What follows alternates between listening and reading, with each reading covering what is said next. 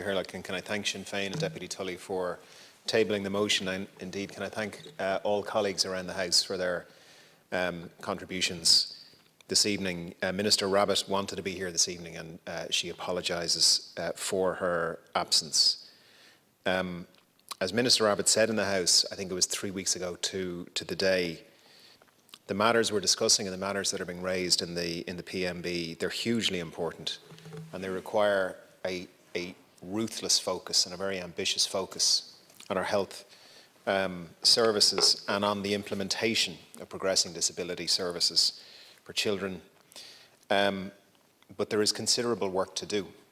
I have made very similar contributions on the other side of the House that I've heard made today. One of the many reasons I asked to be Minister for Health in the incoming government was to be able to provide funding and focus and resource for children who need help. It is simply not acceptable in our republic that children would have to wait for assessment of needs, and it is simply not acceptable that having been assessed and assessed as needing help, that they would have to wait any length of time. We all have friends, we all have family, we all know children who need these services, and we all know how important the services are, and we all know how important it is that the children get these services as quickly as possible. And while some areas of the country are doing very well, particularly in some therapeutic areas, the reality is that far too many simply are not. And we are going to have to redouble our efforts. We have invested the money. We invested the money in assessment. We've invested the money in hiring the therapists. Minister Rabbitte, I can assure the House, has worked tirelessly on this issue. She has driven around the country since she was appointed, meeting CHO by CHO, meeting therapeutic team after therapeutic team, and saying, what do you need? What money do you need? What staff do you need? What are the barriers to hiring the staff? I've had many of the same conversations myself. But we all know that there is, unfortunately, still a long way to go. The money has been invested, and the national network, the policy, it's not perfect, but the Progressing Disability Services approach is a good approach. And I know there's a very good relationship between Minister Rabbitte, between the Oireachtas Committee, and between those of us in here who are really passionate about this area. And I'm going to address some of the technical issues and the court ruling and the PMB now, but I just wanted to say that there is a lot more that needs to be done. And we're all aware that in every single one of our constituencies, there are mums and dads with their kids who are desperate to get the therapies for their children, be it occupational therapy or psychology or speech and language or whatever it may be across the range of therapies. And we are not going to stop until we have made sure that the teams are in place at entry level and at senior level and at management level to make sure that when a kid gets an assessment and that they get the right assessment and the appropriate assessment, when they are assessed for help, that they get that help. And none of us will stop, and I know no one across the House is going to stop until we achieve that. I want to acknowledge the content of the judgment that was issued by the High Court in relation to the standard operating procedure.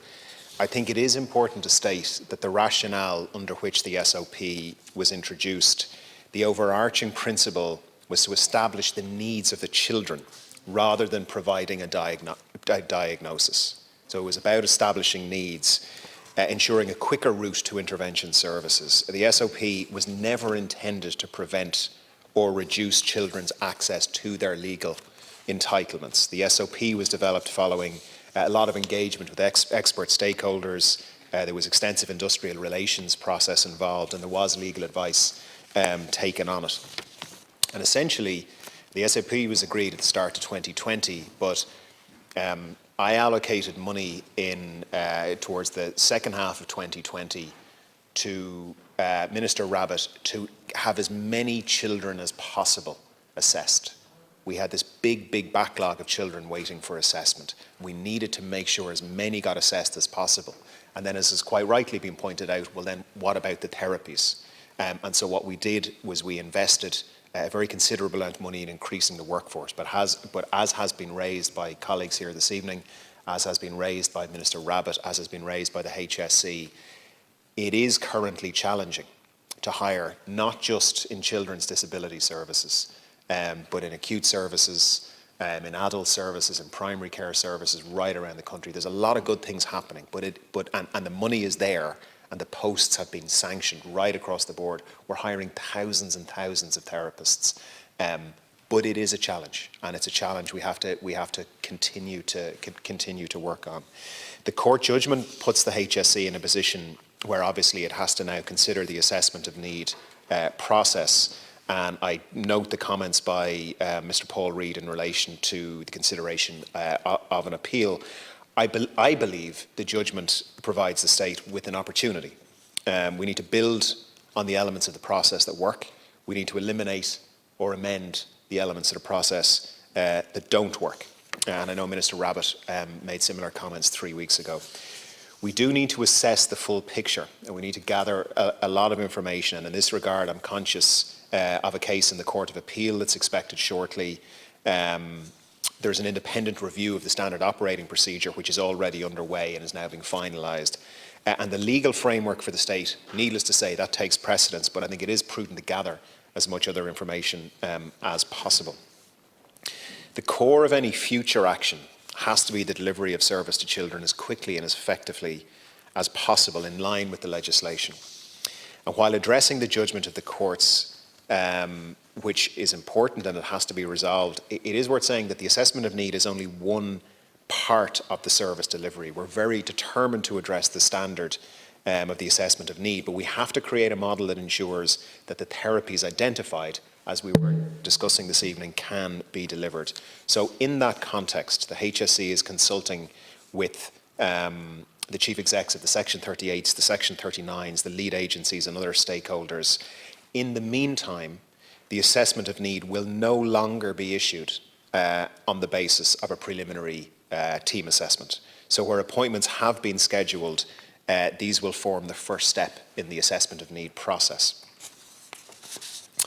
The initiatives mentioned in the House recently will continue to be developed, and as many colleagues will be aware, the initiatives include the development of the Parents Forum, and Minister Rabbitte has advised me that she intends to commence the countrywide forum next week. I believe she's starting in Cork, and a big focus for Minister Rabbitte will be on developing enhanced communication with parents seeking to build trust in the services provided. We need to listen very, very carefully to the parents. Beg your pardon, Deputy? Right. Yes, Minister Rabbitte is determined to get the rest of these up and running as quickly as possible. On staffing, there is ongoing recruitment of 375 personnel across the country. Now, just to give a sense of how challenging that has been, my figures won't be exact, but from a briefing note I read earlier this morning, I think about 1/3 of that target was met in the first year that number was allocated, just to give colleagues a sense that the money is there, the posts have been sanctioned, but it is proving difficult to hire the therapists. Now, obviously, we are working on expanding the graduate positions and the number of graduates coming through as well. In addition to these actions, the Department has agreed to 1.5 million funding for approximately 1,000 ASD diagnostic assessments, and the HSE says that initiative is now underway. And regardless of any process that the HSE considers to address the concerns over the standard operating protocol, the developments I've mentioned will enhance capacity of the Children's Disability Network teams, and it's expected that the measures will translate directly to enhancing services to the child and to his or her family.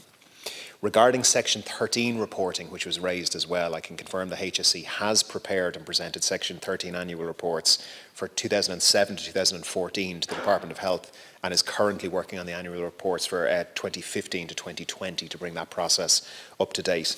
Now, the HSE intends to submit the outstanding reports by the end of the year, and both the HSE and officials in my department are scheduled to meet very shortly to discuss these details, to discuss these Section 13 reports in greater detail. Now, while the HSE has stated its experienced delays due to the cyber attack last year and has found limitations to the assessment officer system database, which was referenced earlier, the lack of reporting cannot be deemed to be acceptable. Minister Rabbitte has sought assurances on the nature of the statistics and has been advised that the delay has not impacted the HSE's calculation in establishing additional resources. So, Chair, I appreciate I'm out of time. So with your indulgence, can I just conclude by saying the following? I can assure this House and all colleagues that the Government is as determined and as committed as ever to providing timely access to high quality health and social care services for children and young people who need them. It includes an appropriate assessment, the right interventions, and as I said at the outset, what has happened now is an opportunity that we must grasp, and we must continue a relentless focus and an investment and a prioritisation to get these children the assessments they need and the therapeutic interventions and support they need following those assessments. Thank you.